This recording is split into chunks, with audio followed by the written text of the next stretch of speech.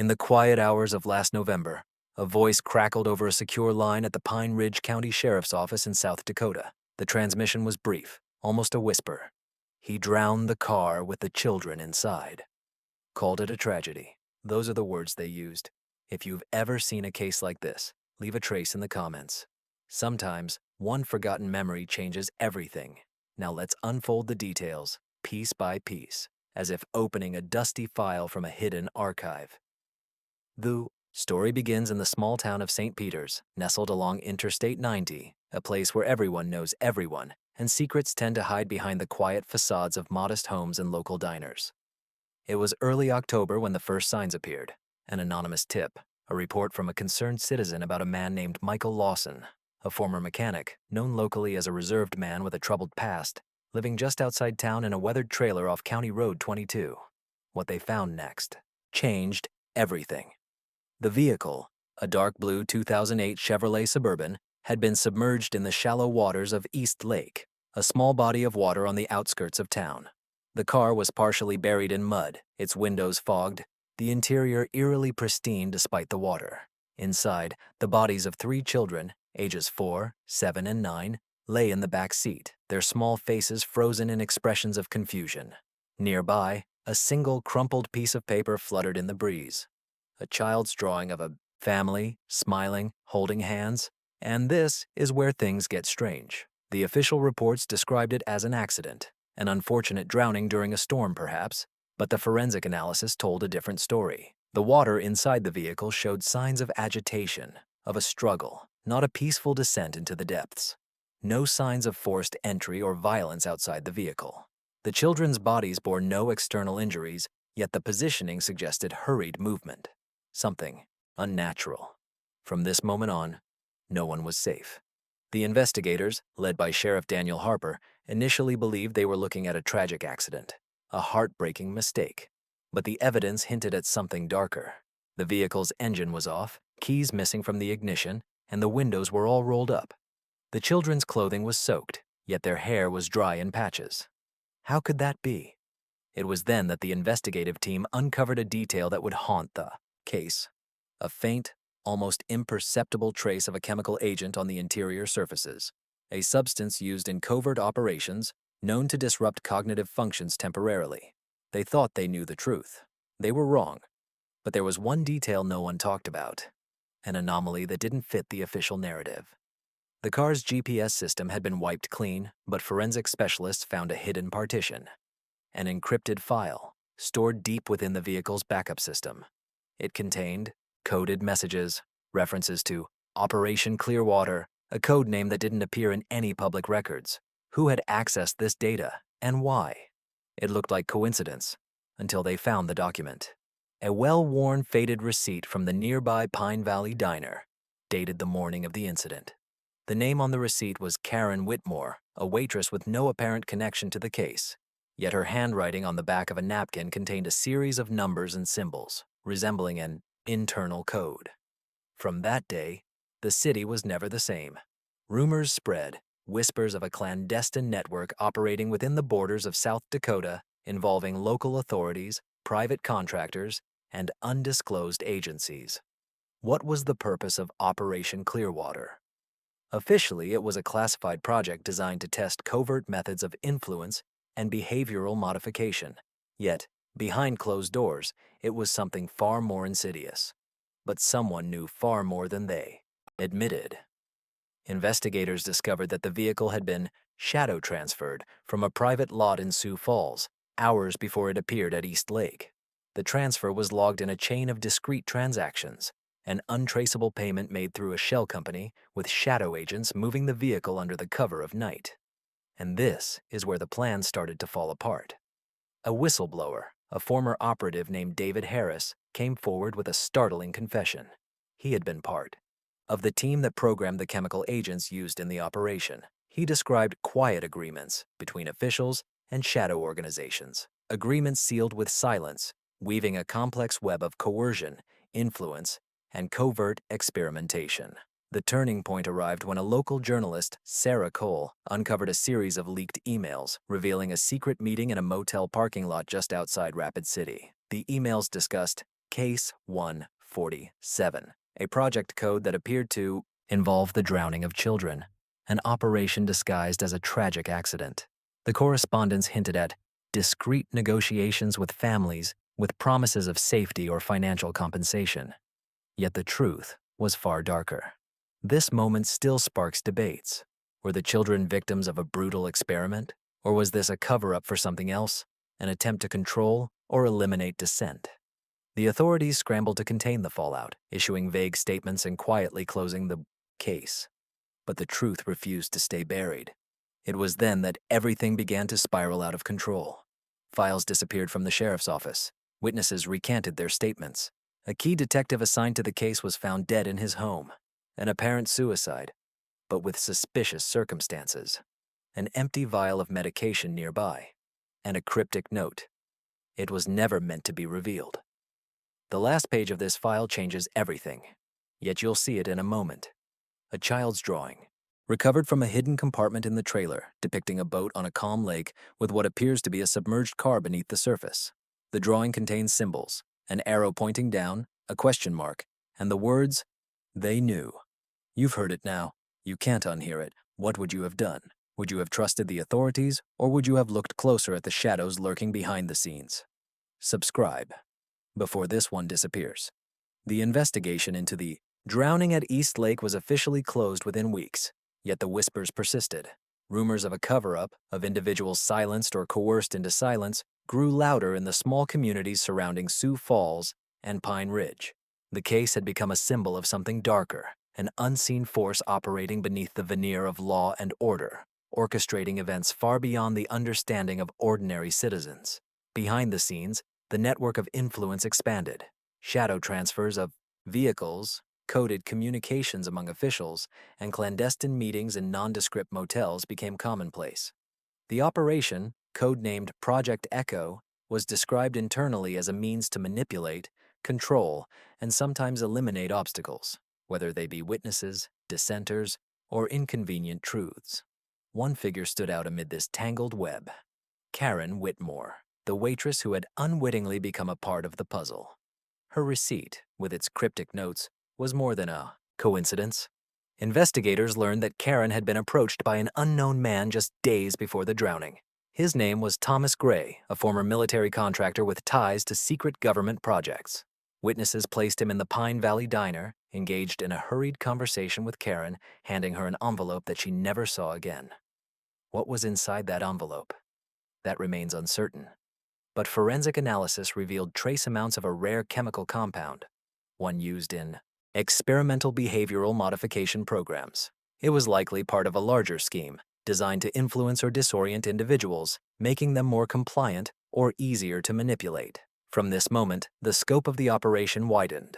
The children's deaths appeared to be a deliberate act, a forced conclusion to an experiment gone awry. They were not simply drowned by accident. They were the final pieces in a clandestine puzzle. Their deaths served as a grim test of the chemical agent's effectiveness, as well as a message to those who dared to question the unseen powers at play. But the most disturbing element was the internal knowledge that some of the officials involved knew more than they let on. Files recovered from a hidden safe in a sheriff's office storage room contained directives for discreet removal of witnesses and targeted suppression of information. The language was clinical, detached, yet chilling in its implications. Would you have trusted them? Or would you have questioned the official narrative from the beginning? What would you have done if you uncovered a secret so vast, so deeply ingrained in authority, that the truth itself seemed impossible to verify? As the investigation expanded, a pattern emerged. Similar incidents, small, seemingly unrelated accidents, began to surface across multiple states. A child's disappearance in Montana, a mysterious drowning in Nebraska, a series of accidents involving young families near military installations. The common thread was subtle. These events bore signs of the same covert influence, the same unseen hand manipulating outcomes for reasons unknown. One of the few witnesses willing to speak openly was a local mechanic named Joe Reynolds, who had done work on the vehicle before it was submerged. His testimony suggested that the car had been tampered with, an unusual modification to the fuel system, perhaps intended to cause a malfunction or a controlled failure. He remembered a man, who came by the garage, tall, silent, with a patch over one eye, who had asked about special equipment for vehicles. The authorities dismissed Joe's account as paranoia, yet multiple sources confirmed the presence of special devices used in covert operations, a technology capable of remotely disabling or sabotaging vehicles without leaving a trace. Could this have been how the vehicle was manipulated into the lake? Could it be that the children's deaths were not accidental but deliberately orchestrated? Only years later did its meaning become clear. A defector from one of the shadow organizations leaked a trove of documents, an internal report labeled Operation Clearwater, Final Phase. It detailed a series of experiments, including the use of chemical agents, psychological conditioning, and covert transportation. The goal was control over individuals, families, entire communities, hidden behind the guise of law enforcement, military, and corporate interests. And then, the leak revealed something even more unsettling, an internal memo mentioning Project Sanctuary, a clandestine program designed to eliminate witnesses deemed inconvenient. It was a blueprint for systematic removal, drowning, car accidents, staged suicides, methods to silence anyone who threatened to expose the operation's true scope. Would you have believed such a plan existed? Would you have suspected that children, innocent and vulnerable, could be sacrificed in the name of some dark agenda? Or does the mere suggestion seem too monstrous to accept? In the aftermath, the case was quietly swept under the rug. Official records were sanitized. Witnesses vanished or recanted. A sheriff's badge was left on a cluttered desk in Pine Ridge, as if abandoned in a silent acknowledgement that some truths were better left buried. Yet the questions linger. Why did the chemical agents used in East Lake's submerged vehicle match those found in other cases? Who authorized the operation? And what was the ultimate purpose? Control? Experimentation? Or something darker? The final unresolved clue remains: a fragment of a digital file recovered from an abandoned safe house in Rapid City. It contains a single line of text, encrypted but partially deciphered. The true target is not the children. It's the mind and the future. Who was meant to read that, and what does it imply about the larger scheme? You've heard it now. You can't unhear it. The truth is often stranger and more unsettling than fiction. Would you have trusted the authorities? Would you have looked closer? Or would you have walked away, believing some stories are better left untold? Subscribe before this one disappears. In the months that followed the East Lake incident, the whispers grew into hushed conversations in back rooms and shadowed alleyways. Investigators who had once believed they were uncovering a tragic accident now wondered if the entire case had been a meticulously crafted illusion. The deeper they dug, the more the evidence suggested that the drowning was not isolated. It was a deliberate act in a larger clandestine operation. Among the most revealing discoveries was a series of intercepted communications, encrypted messages that pointed to a clandestine network operating across state lines. These messages referenced the Phoenix Protocol, a name that appeared repeatedly in internal memos, but its true nature remained obscured. Some believed it signified a plan for regeneration, a euphemism for wiping out witnesses or altering public perception through orchestrated tragedies. One of the key figures in this shadow network was a man named Raymond Cooper, a former FBI agent turned private contractor. His name surfaced repeatedly in documents recovered from a covert facility near Boise, Idaho. Witnesses described him as charismatic yet cold, with connections to military and intelligence communities that spanned decades. His role appeared to be coordinating operations, vehicles rigged to fail, chemical agents deployed in ways that left little trace, and, ultimately, the suppression of any evidence that could unravel the Phoenix Protocol. But that was only the beginning. What they found next changed everything: an unmarked storage unit in Rapid City, filled with stacks of photographs, maps, and coded files. Among them was a photograph of a family, eerily similar to the victims at East Lake, with a handwritten annotation: Target 17. Secure the future. The numbers and symbols beneath hinted at a systematic cataloging process, as if the children and families were part of a larger experiment, an inventory of potential targets for control or removal. And this is where things get strange. The files contained references to Operation Mirror, a clandestine initiative designed to manipulate perceptions, media control, false narratives, staged incidents that kept the public distracted from the real activities happening behind the scenes. The operation was built to create illusions of safety while secrets festered in the shadows. Would you have trusted the news, the officials, or the reports? Or would you have suspected something else entirely? From this point, the investigation uncovered a disturbing pattern. Similar accidents involving children and families in towns aligned with military installations and government-funded research sites. The incidents appeared disconnected at first, but a pattern of chemical signatures, timing, and even the type of covert distraction used in each case revealed a disturbing consistency. The same chemical agents, the same methods of covert transportation, and the same silence from local authorities. One particular case stood out: an incident in Cheyenne, Wyoming, where a young girl named Emily Carter drowned in a flooded basement during a supposed storm. Yet her family's home had been inspected by military contractors months earlier. The chemical residues found in her bloodstream mirrored those used in the East Lake operation. Was it coincidence, or part of a larger, systematic effort to test and refine these methods? The investigation also revealed that the chemical agents used in these operations had origins tracing back to clandestine labs in the Southwest, secret facilities linked to military research and controlled by private defense contractors. These labs, concealed beneath old textile mills and abandoned oil fields, produced compounds capable of disrupting neurological functions, memory, and decision-making, tools that could be weaponized in covert operations. Would you have believed such a vast, interconnected conspiracy? Would you have questioned the official stories or dismissed them as paranoia? The truth was hidden behind layers of deception, encrypted files, and false identities. The more investigators uncovered, the more it became clear that the operation extended far beyond isolated incidents. And then, a breakthrough. A whistleblower named Lisa Monroe emerged, claiming to have been part of the inner circle. Her testimony described a terminal phase of the project, Project Sanctuary, aimed at creating a controllable population, with children as the ultimate targets. "They're not just experimenting," she said in a recorded interview, her voice trembling. "They're shaping the future, by design."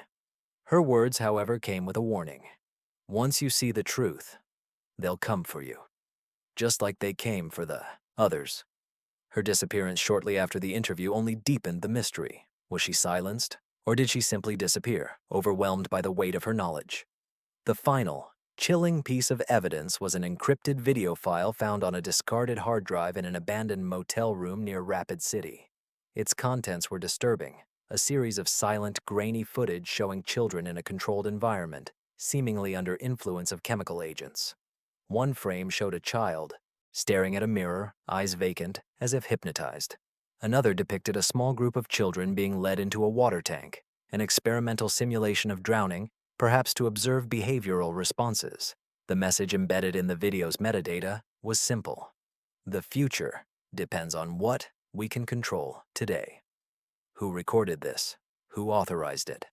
And most unsettling of all, what was the goal of these experiments? Was it merely psychological conditioning, or something far more deliberate, the creation of a controllable, compliant generation? You've heard the whispers. You've seen the signs. The pieces of this puzzle fit together in a disturbing mosaic of covert influence and systematic manipulation. The question remains, who was truly behind it all? And what was their ultimate aim?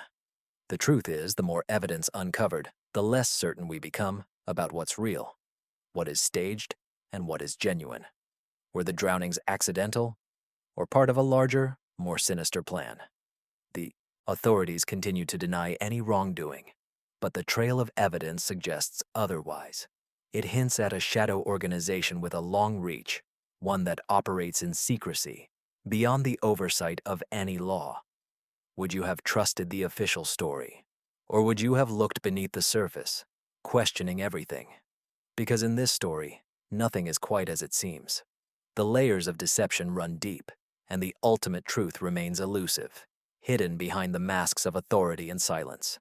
And so, as the investigation stalls and the files disappear, one question lingers in the darkness. If they could drown innocent children and call it a tragedy, what else are they capable of hiding? What other secrets lie beneath the calm surface of our quiet towns? You've heard it now. You can't unhear it. The shadows are still there, waiting. What would you have done then? Would you have fought or turned away? Subscribe before this one disappears.